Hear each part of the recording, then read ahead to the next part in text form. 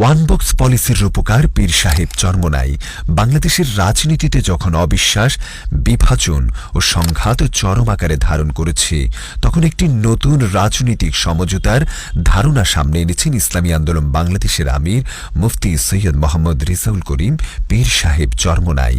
তিনি যে রাজনৈতিক দর্শন সামনে এনেছেন তা পরিচিত হচ্ছে ওয়ান বক্স পলিসি নামে। রাজনীতির সংকট ও নতুন ফর্মুলা গত কয়েক দশকে দেশের রাজনীতি আদর্শভিত্তিক চরিত্র হারিয়ে অর্থ, পেশাশক্তি ও সহিংসতার দখলে চলে গিয়েছে। যুক্তি ও নীতির জায়গায় জায়গায় নিয়েছে কালো টাকা, হুন্ডা, গুন্ডা ও দখলদারিত্ব। ফলে রাজনীতি হয়ে উঠেছে সংঘাতমুখী ও বিভাজনকামী। এই বাস্তবতায় একটি গ্রহণযোগ্য অংশগ্রহণমূলক নির্বাচন ব্যবস্থার পাশাপাশি রাজনৈতিক সংস্কৃতিতে মৌলিক পরিবর্তনের প্রয়োজনীয়তা সামনে এসেছে। এই পরিবর্তনের লক্ষ্যে পীর সাহেব চরমোনাইর ওয়ান বক্স পলিসির ঘোষণা দেন। ওয়ান বক্স পলিসি কি? 2025 সালের 15 সেপ্টেম্বর রাজধানীর পুনরাপল্টনে ইসলামী আন্দোলন বাংলাদেশের কেন্দ্রীয় কার্যালয় আয়োজিত এক সংবাদ সম্মেলনে তিনি ঘোষণা দেন, আগামী জাতীয় সংসদ নির্বাচনে দেশপ্রেমিক ও মানবতাবাদী দলগুলো একটি বাক্সে ভোট দেওয়ার বিষয়ে কাছাকাছি এসেছে।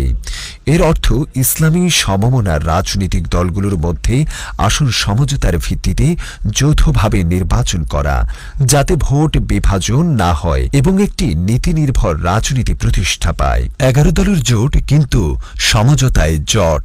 এ উদ্যোগের শুরুতেই যুক্ত হয় 8টি রাজনৈতিক দল, পরবর্তীতে 11টিতে রূপ নেয়।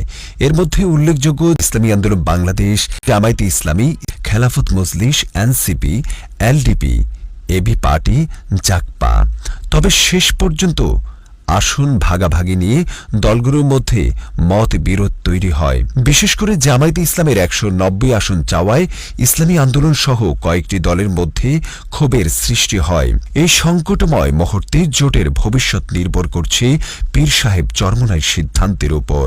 রাজনৈতিক অঙ্গনে তিনি পরিচিত একজন নীতিবাদ, আপোষহীন ও যোগ্য নেতা হিসাবে। দলীয় চাপ, সামাজিক যোগাযোগ মাধ্যমে সমালোচনা ও বিভ্রান্তির মধ্যেও তিনি শান্ত। নীতির রাজনীতিতে এক ব্যতিক্রম চরিত্র। ক্ষমতার রাজনীতির বাইরে থেকে পীর সাহেব চরমোনাই সবসময় নীতি ও আদর্শের পক্ষে কথা বলেছেন।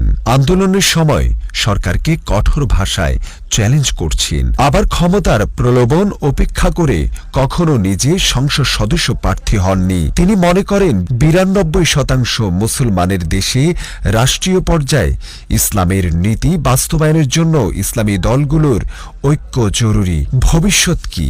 2006 সাল থেকে ইসলামী আন্দোলন বাংলাদেশের নেতৃত্ব দেওয়া পীর সাহেব চরমোনাই এখন এক ঐতিহাসিক সন্ধিক্ষণে। ওয়ান বক্স পলিসি বাস্তবায়ন হবে কিনা, ইসলামী রাজনীতির ভবিষ্যৎ কোন পথে যাবে, তার অনেকটাই নির্ভর করছে তার পরবর্তী সিদ্ধান্তের উপর। দেশের রাজনৈতিক অঙ্গন তাকিয়ে আছে এক ব্যক্তির দিকে, পীর সাহেব চরমোনাই।